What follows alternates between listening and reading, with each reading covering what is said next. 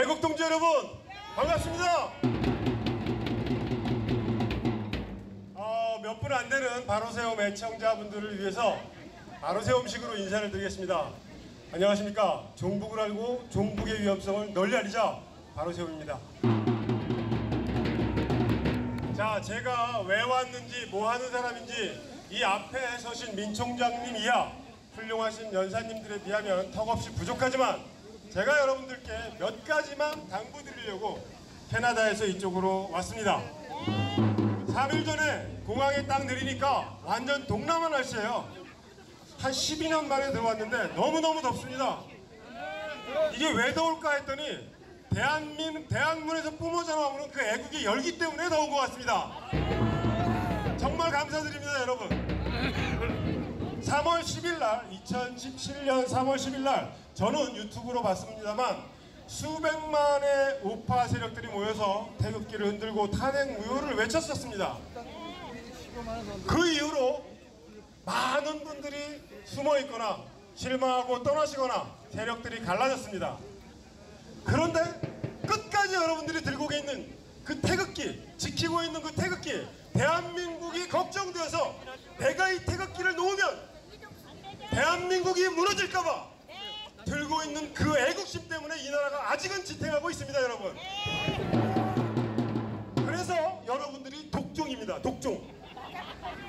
여러분들의 그 도끼가 하늘을 찌르고 하늘에서 벼락이 내려서 문재인의 정수리에 꽂힐 수 있기를 진심으로 기원합니다. 자, 몇 가지 말씀드린다고 했는데 정말 길지 않게 말씀을 드리겠습니다. 제가 하는 일은 종북의 실체를 알고 종북을 중도들에게 그리고 청년들에게 부지런히 알리는 역할을 하고 있습니다. 왜 그렇습니까? 2013년에 요즘 세상에 간첩이 어딨어? 이렇게 얘기했습니다. 누가 했습니까? 안철수가 했습니다. 그런데 안철수 국회의원실의 안철수 바로 옆자리가 이석기였어요. 바로 옆에 있는 간첩 새끼를 놓고도 요즘 세상에 간첩이 어딨어요? 이렇게 얘기한 게 지금의 실정입니다. 만약에 요즘에 간첩이 없다 그러면 옛날로 돌아가 보시죠. 1961년 아주 옛날입니다. 종북의 대마왕 김대중의 고향 신안군 그곳에 임자도라는 섬이 있었습니다. 자, 김수영이라는 월북한 6.25 때 월북한 사람이 난파 간첩이 되어서 다시 한국에 자기 고향에 돌아가서 자기 동생 김수상을 포섭하고 자기 외삼촌을 포섭합니다. 이게 임자도 간첩 사건이고 거기에 연루된 자만 거의 130명이 넘습니다. 전라남도를 기준으로 간첩당을 맞는 거예요. 북한의 지령을 받아서. 자, 김수영이 통역당의 주범인 김종태를 포섭하고 김종태가 처음처럼이라고 유명해진 신영복을 포섭하고 신영복이 박성준이 자기의 부인 한명석이를 포섭한 게 통역당 사건입니다.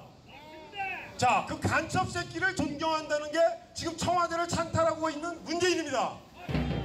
지금 세상에 간첩이 있습니까? 없습니까? 그런데 왜 중도들은 가만히 있습니까? 몰라서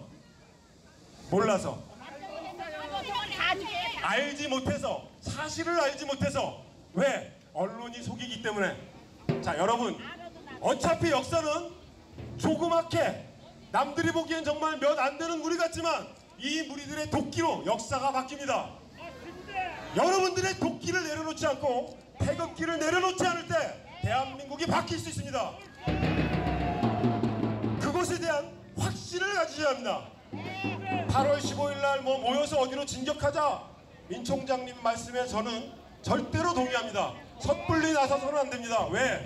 지금은 중도가 좌측을 향하고 있어서 그렇습니다. 모르기 때문에. 자, 우와 좌의 세력이 어떤 게 더 큽니까? 어떻게 생각하십니까? 우측이 인원면이나 능력면에서 훨씬 큽니다. 근데 우리는 맨날 지는 것 같아요. 왜? 중도가 좌측을 향하고 있습니다. 자, 그 이유가 무엇입니까? 박근혜 대통령 한 가지 예를 들고 제가 내려가겠습니다. 박근혜 대통령을 무능하다, 제왕적 대통령의 그 힘을 가지고 무능하게 끌려 내려왔다. 제가 단언코 말씀드리는 건 그렇게 이야기하는 사람은 우파가 아닙니다.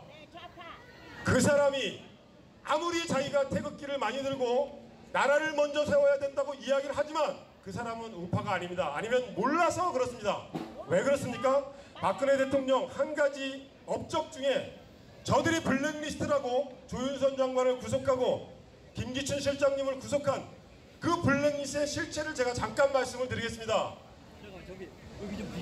이명박이 대통령을 할 때 특히 문화예술계에 민예총의 장악으로 인해서 좌파가 너무너무 많은 걸 알았습니다. 이명박이도.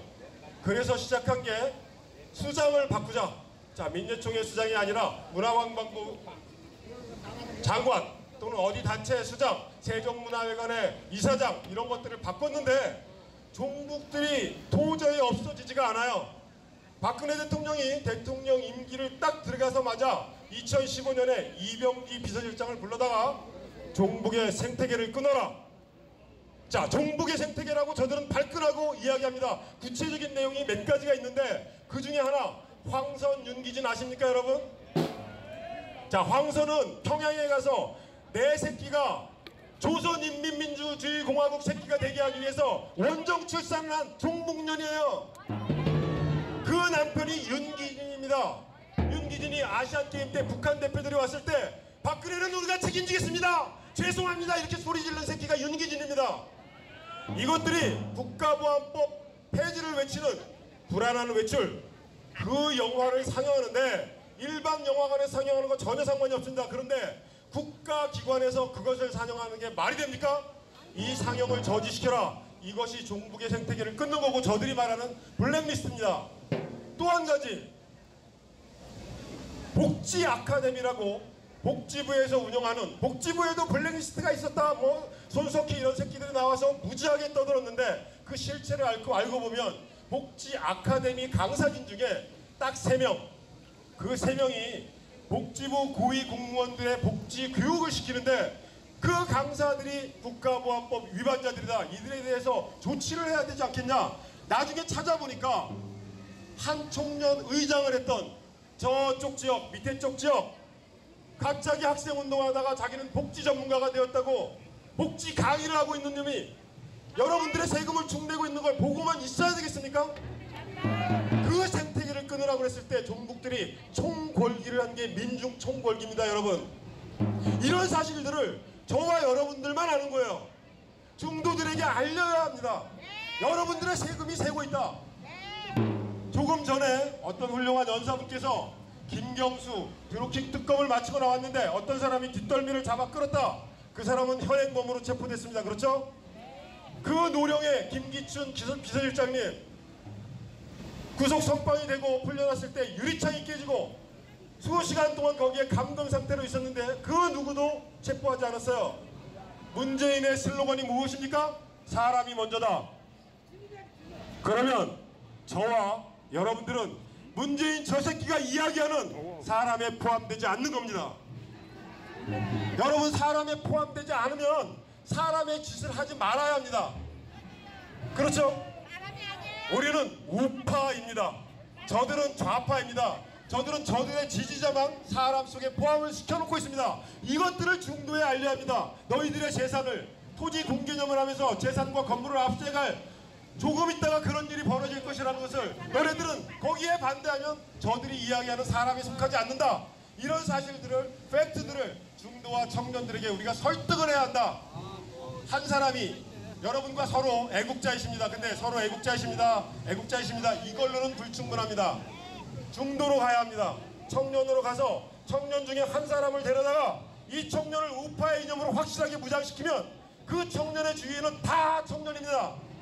한 사람이 둘이 넷이 여덟 이렇게 번져나가는 게 늦어 보이지만 제가 보기엔 2년 안에 이 나라는 주사파로 완전히 숙청의 날이 올 것이라고 확신합니다. 이것을 주역으로 이루어나갈 분들이 바로 저와 여러분들입니다. 여러분, 제가 앞으로 2번 정도 더 연단에 설 텐데 왜 연단에 서는지 그때 구체적으로 말씀드리겠습니다. 지금 여러분들의 도끼라고 말씀드렸는데 아무리 날씨가 덥고 아무리 날씨가 추워도 여러분들이 그 도끼를 내려놓지 않고 마치 전갈처럼 꼬리를 딱 올려서 그것이 폭력으로 이어지라는 게 아닙니다. 내 마음속에 내가 이것을 놓는다면 이 나라는 무너지고 말 것이다 라는 절박함으로 끝까지 투쟁하는 저와 여러분이 됐으면 좋겠습니다. 여러분 화이팅! 감사합니다.